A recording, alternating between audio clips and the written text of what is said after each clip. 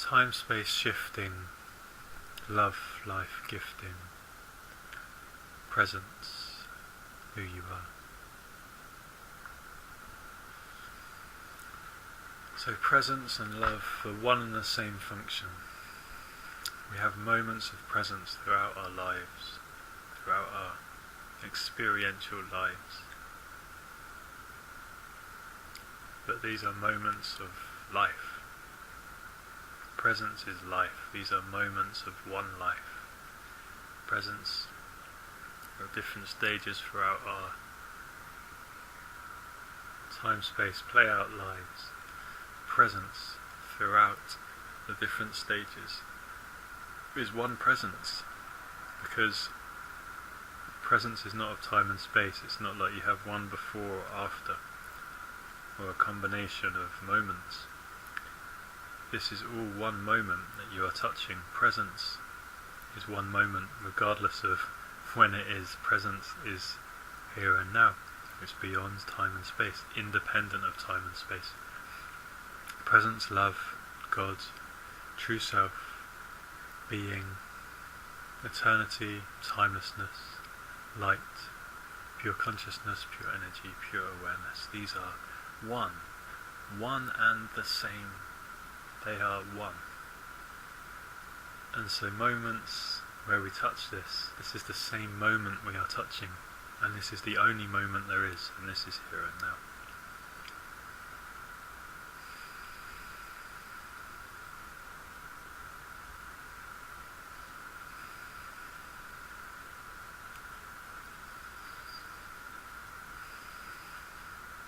And just like this is one moment, this is the oneness. That oneness is experienced, as we've talked about, through time and space. And time and space are one and the same function. I mean, we see time as stretching on from start to finish, or from beginning to end, or from,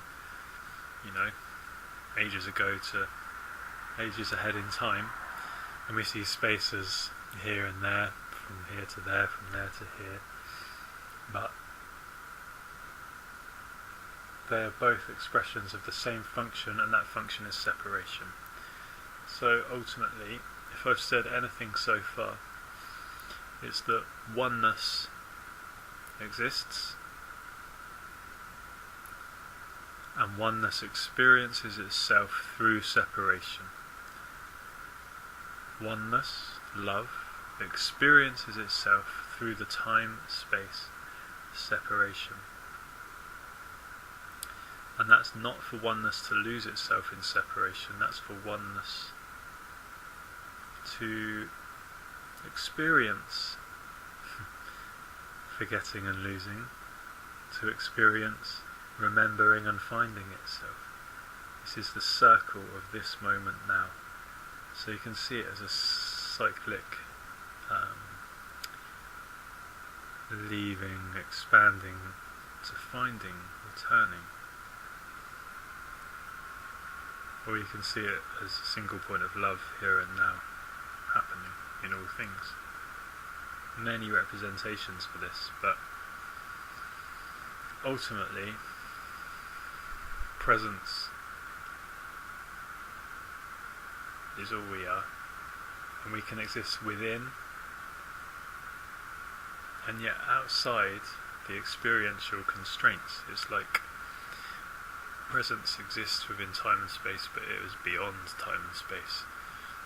Just like we exist within time and space, but we are beyond time and space. And beyond time and space is where we touch essence, it's where we touch the true nature of who we are, rather than just the relative world nature of who we are. And that relative world nature of who we are is a beautiful expression of the true nature of who we are. And its purpose is to come back to that true nature of who we are. And the play-out world of time and space is just everything that appears separate is just a part of that play mat which allows that motion of going out and coming back in to happen, of leaving love to return to love to happen.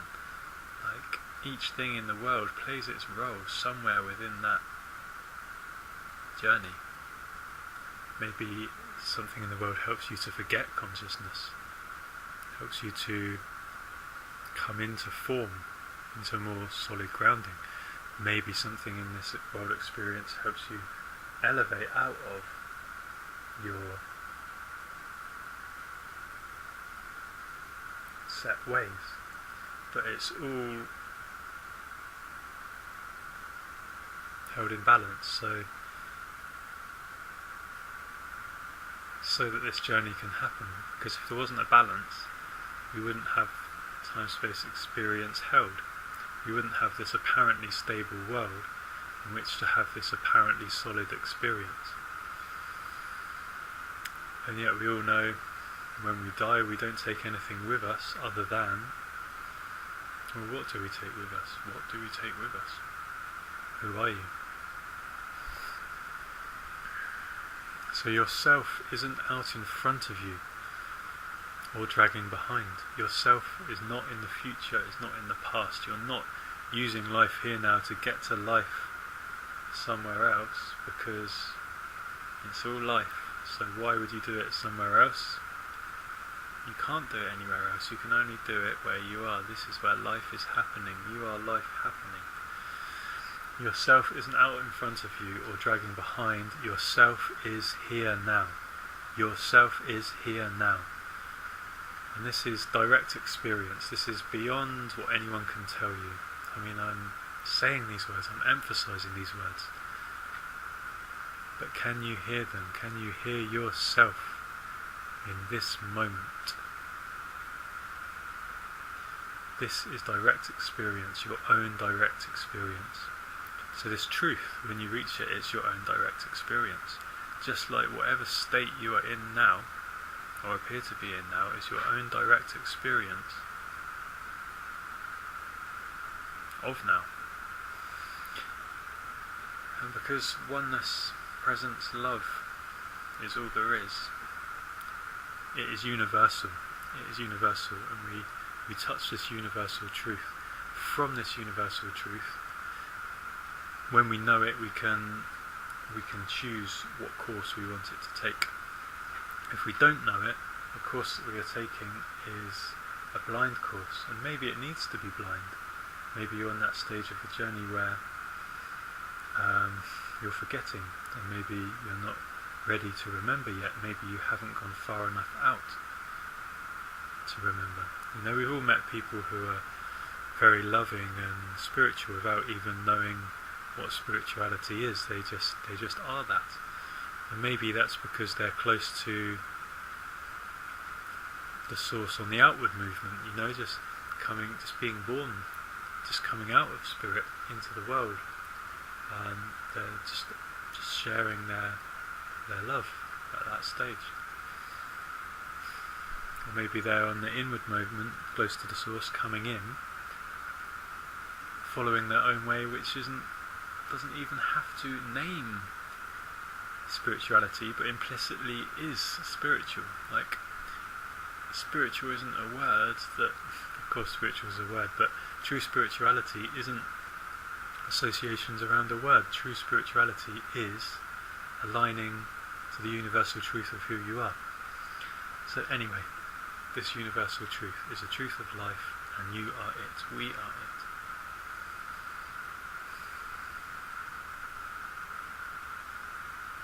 We can only have we when we're looking in separate terms.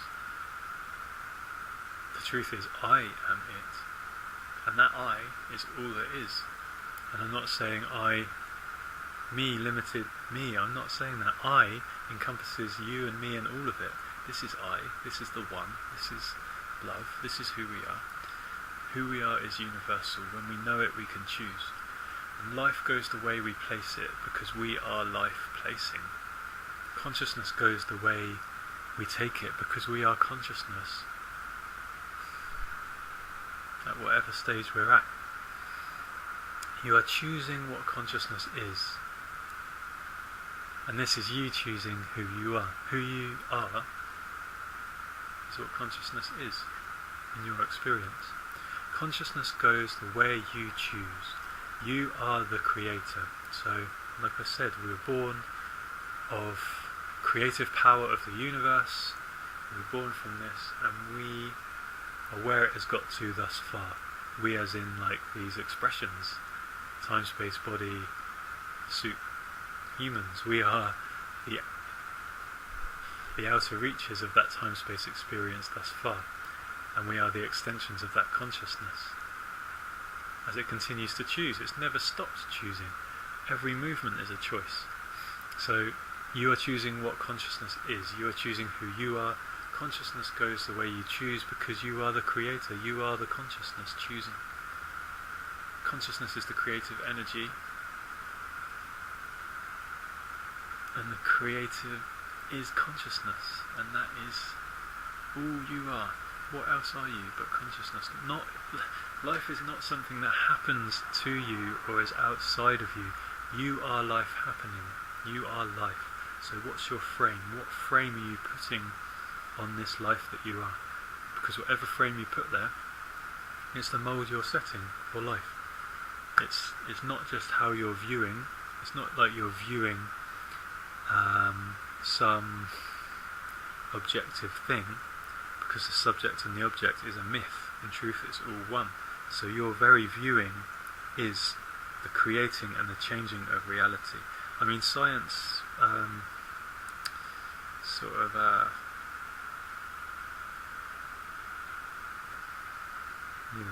quantum physics is showing this. It's showing that reality changes depending on how we observe it.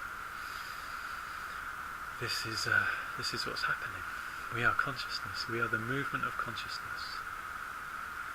We are consciousness. That is our nature. And we are deciding what reality is through our choices. So what's your frame? For all your life will fit it. And talking of frames, I just wanted to say a bit about the yin-yang. Just because it's such a simple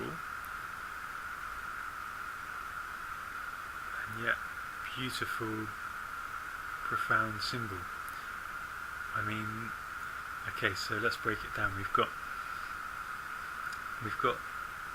the circle.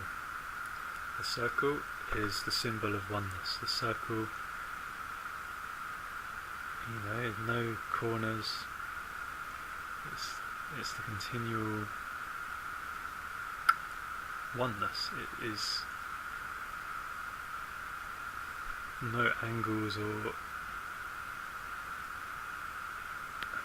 it's got an edge, but as far as we can draw a shape, that is the closest to one.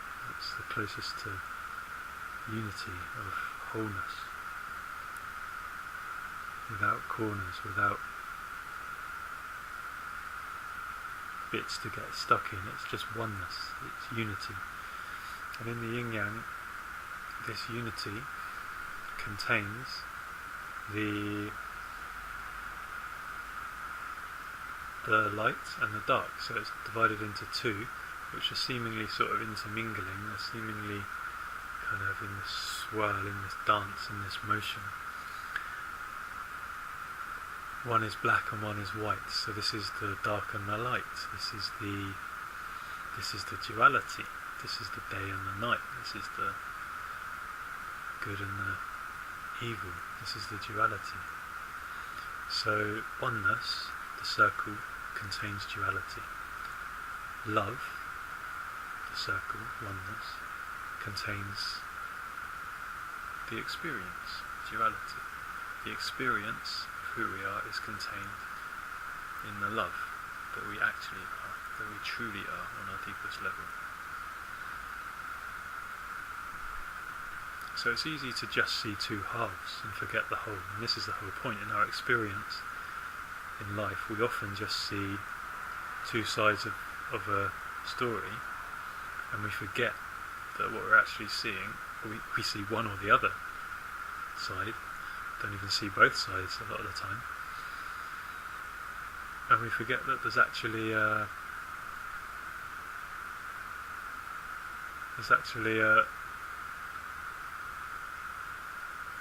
there's not just one side of the story, and there's not just one side of the story and another side of the story.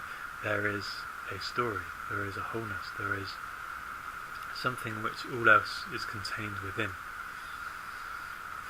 And the fact that it's equal amounts of black and white, this is the universe in balance. Like, we can only exist in experience because there is a balance of opposites, and we negotiate who we are through deciding where we are on this spectrum of light to dark, where we want to experience, just like we're deciding on all these other spectrums of experience, hot to cold, sensible to crazy.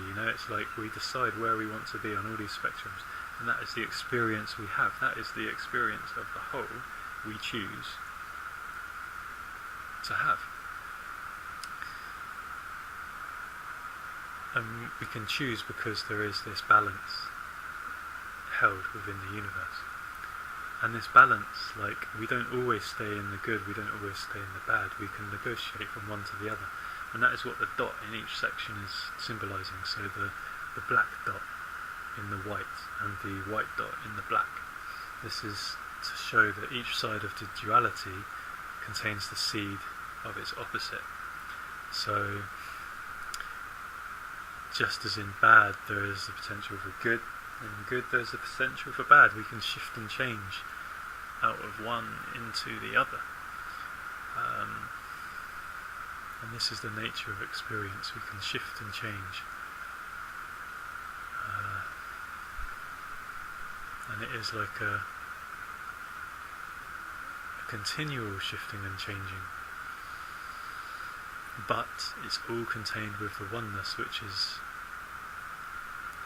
the ever-same. It's the love essence, which does not change regardless of what happens in the play-out world. And so we see the play-out world, we see light and dark, and we forget that the darkness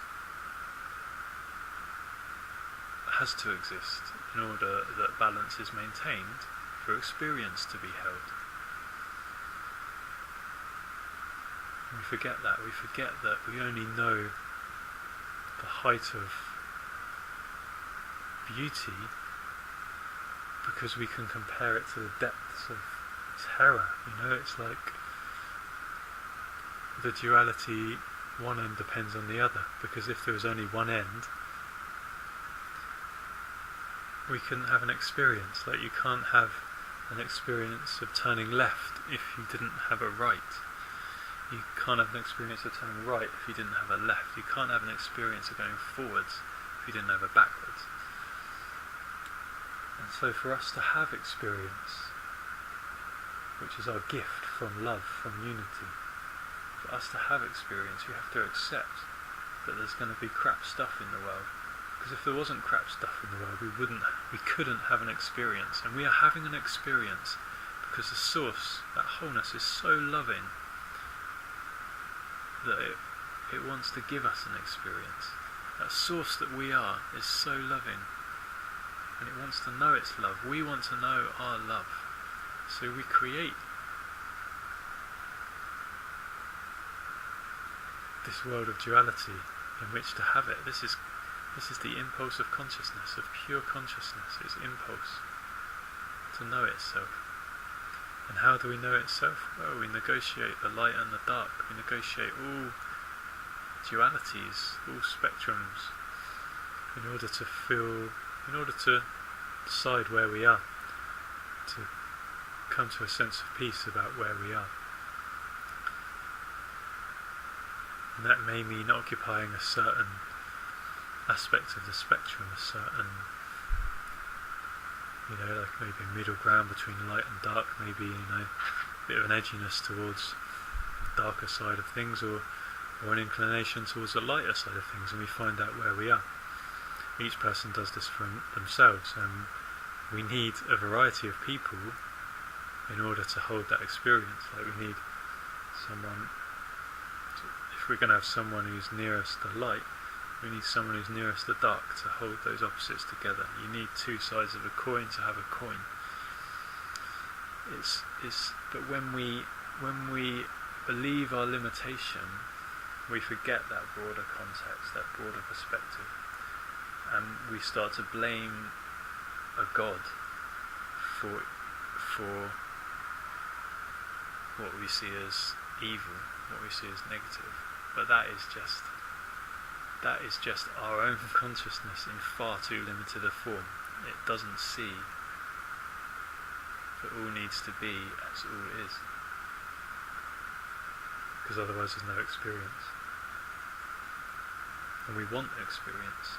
We are that pure consciousness that chose experience. Just like as souls we chose to incarnate where we incarnated to learn what we need to learn.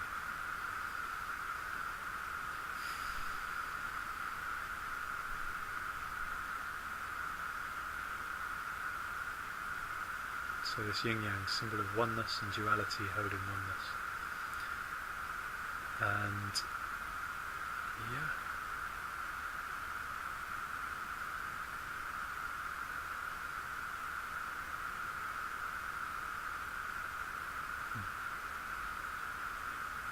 So going on from that, there are a few notes that I wrote that are all about this.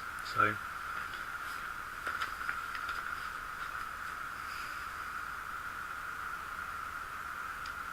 yeah, we talked a little bit about nature before. So lower nature or higher nature, direct experience or someone else's. Well, both, you know. Two sides of the coin, both sides of the yin-yang. All of it is available to us. But if all is born of light, would we not want to align to the side of experience that is most filled with light, that is light? So this is a journey of experience from darkness and into light, returning to the light. Returning to the light that we were born from. Lower nature or higher nature, direct experience or someone else's.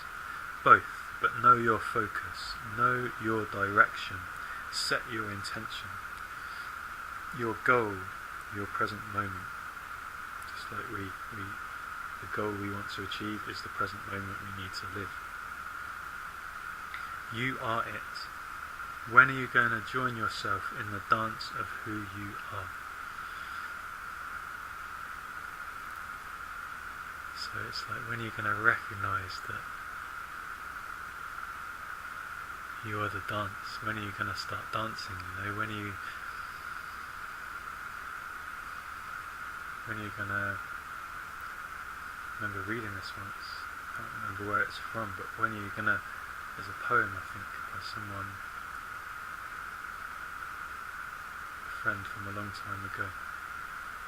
When are you going to tap yourself on the shoulder and invite yourself to your own dance? You know, it's like, this is what's happening. We forget that we are the whole and we lose ourselves in a certain aspect of that duality. But the whole is calling you back to yourself. The whole is calling the part back to the whole. Just as the part is calling the whole to come back into itself, so the part is no longer partite, but whole.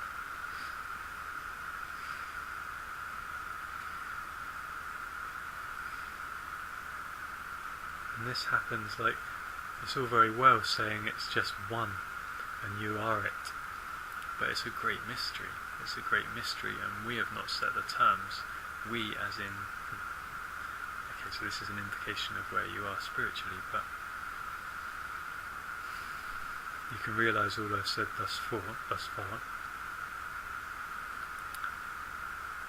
and still be clueless to how it is we are here, how it is that all this is functioning and all this is happening, how it is that consciousness came into existence in the first place. I mean, these are mysteries, these are amazing mysteries, and I think they're reminders of the fact that we exist by grace, we exist by love, which is greater than we can understand until we fully become it. And I think when we fully become it, we are no longer here to talk about it, because we've gone beyond. So, what I wanted to say is, when we touch this oneness, when this oneness touches us, when we touch God, it's God touching us, it's God coming into us, it's love coming into us. Because this love operates, it's what holds the experience together. And so if you're in the experience, if any aspect of you is still attached to the experience, then this love is it's greater than your expression of it. Even if you've understood a lot of it, this love remains beyond comprehension, and even total comprehension is never more than it. So, okay, so what I've written is God descends into the house it can live in. So, consciousness, pure energy, it's by the grace of God, by the grace of consciousness, by the grace of energy, that we as experiential beings, aligning to this one, becoming this one, and being this one, can experience this one. So your presence honours that, clears the way. So if we are present, if we are attuned to this oneness, then this oneness can enter. But it is this oneness entering. We enter oneness, and oneness enters us. But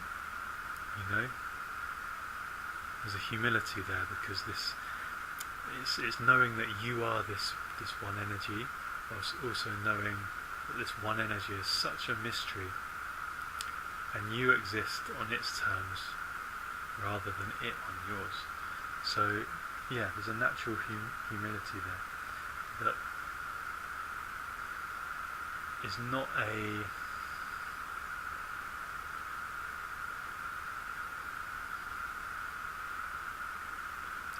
seeing God as separate and outside.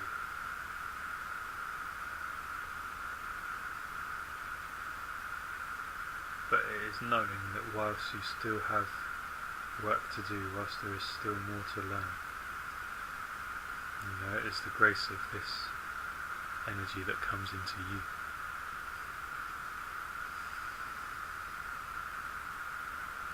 So God descends into the house it can live. Your presence honours that, clears the way, allows God in. And time and space conceptions are like the mesh that we sort of stick around our brain that almost prevents that energy of love and wholeness from getting in. So our time-space conceptions can block us to God, to consciousness, to love. Like we try and understand God through our time-space minds, and then when we can't work it out because God is greater than that, instead of saying, oh, my time-space mind is limited, we say God doesn't exist. I mean, how ignorant is that? How skew is that? And how domineering is that of the consciousness we are? We don't dominate the consciousness we are. We can only align to the consciousness we are.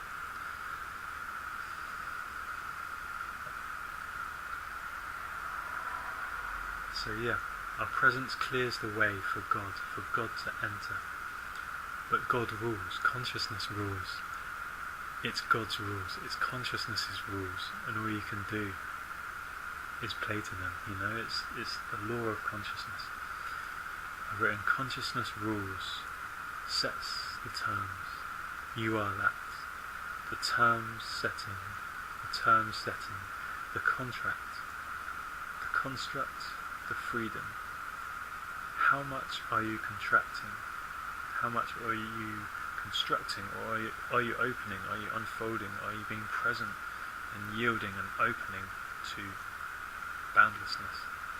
How free are you to let God in? So whether you contract, or you limit yourself, or you are open to God, to consciousness, it's up to you. I mean, it's your choice.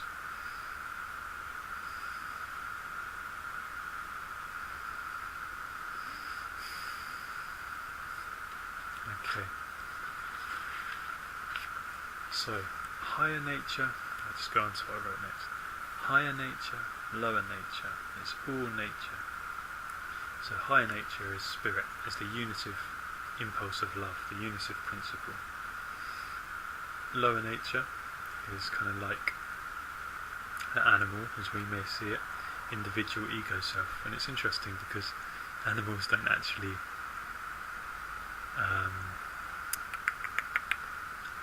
go beyond what they need a lot of the time, whereas humans do. So when I say animal nature, it's almost like a discredit to animals, because only humans can mess it up so bad. So we have the higher nature, the spirit unitive impulse, and then we have like this lower nature, which is more like it's self-interest based on a limited idea of self. It's self-interest based on a limited ego self. But it's all nature, higher nature, lower nature, it's all nature. Just as light, dark, it's all in oneness. It's higher, lower, it's all in nature. It's all nature, rather. One fluid continuum. Love, nature. Spirit, space, matter. It's all one and the same. There's nothing you are not. So this is something that stops us getting locked in any aspect of the duality. When you realise there is nothing you are not. You can pretend you're not all of it. You can exclude any part, and however much, of the spiritual, organic spectrum that you are. But you are nature, and it is you, and any part you deny will crop up later, and you'll have to reclaim it. So in reaching the sky, don't lose the ground. In finding silence, don't forget sound.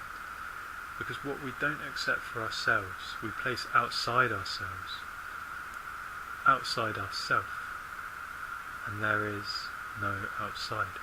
So what we don't accept for ourselves, we put outside ourselves, we create an outside, which is a hindrance to realising that all is one. If we keep projecting out of ourselves, which is a necessary part of the process,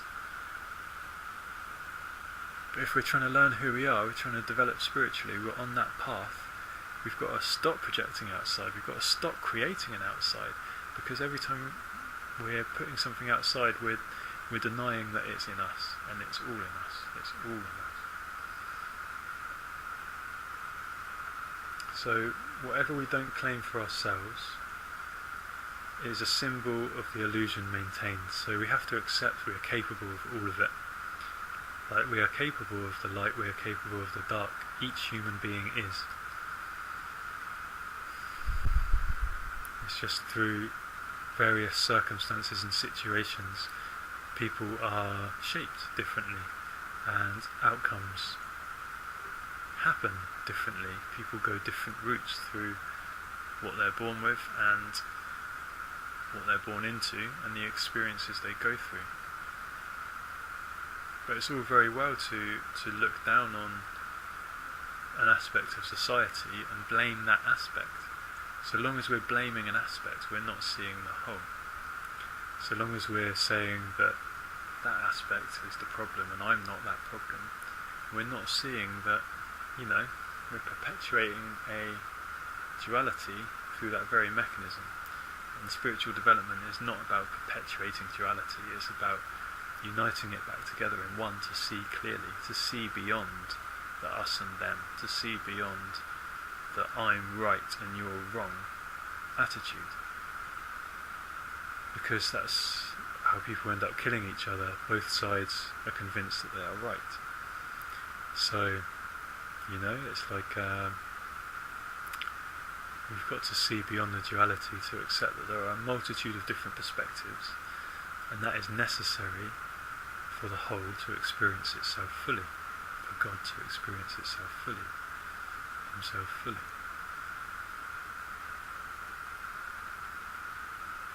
So as a single part perspective, we've got to operate beyond the limitations of the dualistic perspective in order to elevate to a perspective of oneness, a perspective beyond perspective, a space beyond space, a timeless place.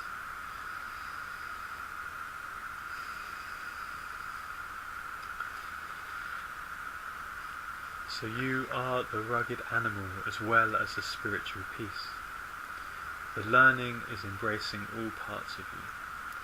Follow your feeling, and if a conflict arises, check your feeling. So is it like an animal gratification of the senses, of the limited individual senses? Or is it a feeling of something more, of love even? So we're coming back to our direct experience, for this is all there is, direct experience. And we're checking in with our feeling in that direct experience. Like we notice a feeling, our direct experiential feeling. Okay, so what is that feeling based on? Is that feeling based on a need to maintain myself within this duality of push and pull, of me against others? Or is this feeling based on what works in this situation for the good of all, for the love of all, beyond good and bad? So, yeah, checking in with ourselves, with our intention.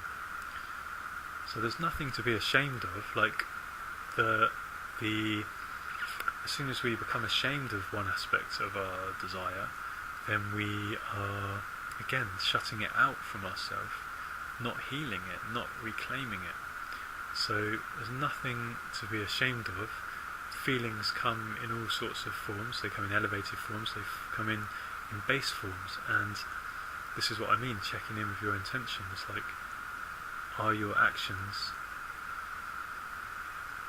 based on feeling going to create good or going to create bad? Are they going to perpetuate duality, or are they going to lift out of duality? So lifting out of duality is seeing the love, is aligning to that love, which in the spectrum of good and bad would be kind of like where it's not falling into good or bad, but if the bad is dark and the light is good, then it's aligning with love, and love is expressed through the good it's expressed through the good and the bad, but is expressed through the light most close to its essence, because its essence is light.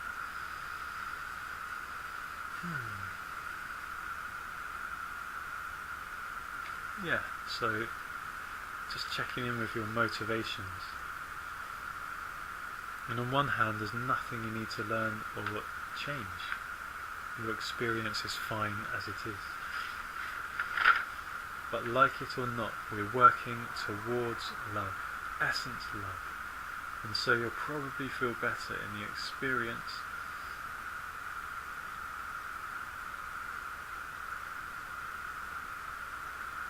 experiential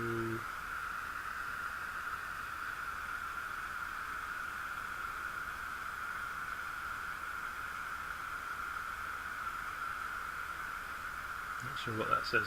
So you'll probably feel better basically if you align your experience to love, in service to that love.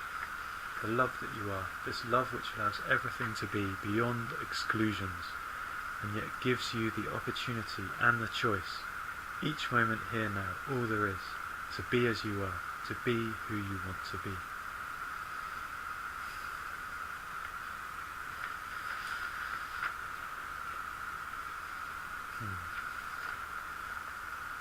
So change or don't change, there's only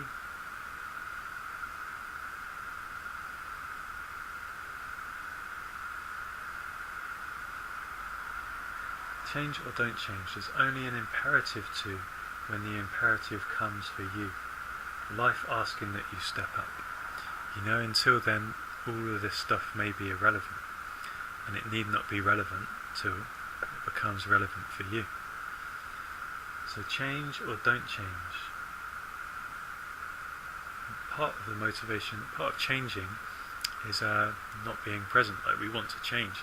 It's being locked on the wheel of, projective futures we want to change towards. We don't need to change like this. So in some senses we don't need to change, we just need to see where we are, accept where we are. If we don't like where we are, then that's when change is needed. But we have to properly see where we are first. Properly see. And the change is usually not an external, it's usually an attitude within. Change or don't change, there's only an imperative to when the imperative comes for you or to you. Life asking that you step up. Step up from duality to oneness. When that happens, it's the principles of spirit love which become more relevant to you than the principles of the world. But yes, integration. We can have integration while still prioritizing our spirit truth. That is the whole purpose. Integrating spirit and matter. And the chances are, if you're sort of floating off out into space, something's going to bring you back down to earth. And if you get stuck too much in the earth, something's going to wake you up, make you see more. So this is our experience. It's like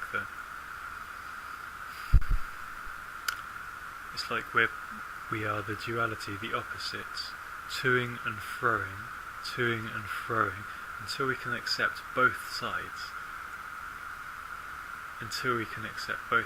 And then both sides are brought together through knowing that they both need to be there, into the oneness that they are. This is what's happening. We're integrating the duality. We're uniting the duality, embracing the duality as one, as the one that it is. Where did I get to on this page of crazy notes?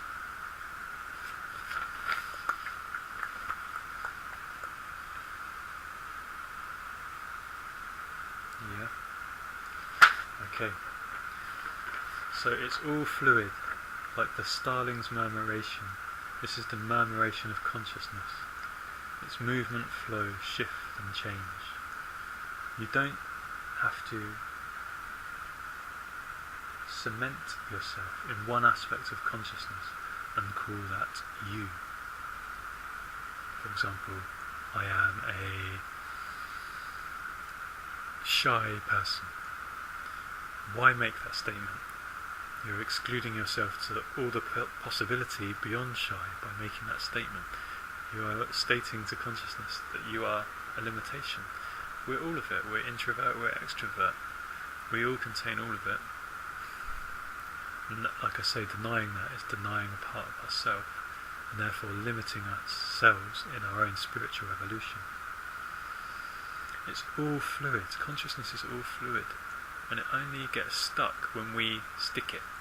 It only gets stuck when we forget that it's fluid and forget that all possibility is happening in this one moment. So it's all fluid. In fluidity is possibility, is life, is movement, is love finding its way back to itself and joy. Energy moves. Dance with it. You are anyway. You are dancing. So yeah, this is. I remember writing this, feeling this inspiration. It's inspiration in spirit. It's like coming in and out, inspire, expire, in spirit, out of spirit. This is the movement of life, oneness, duality, oneness, experience, oneness, duality. It's the movement of life happening in this moment.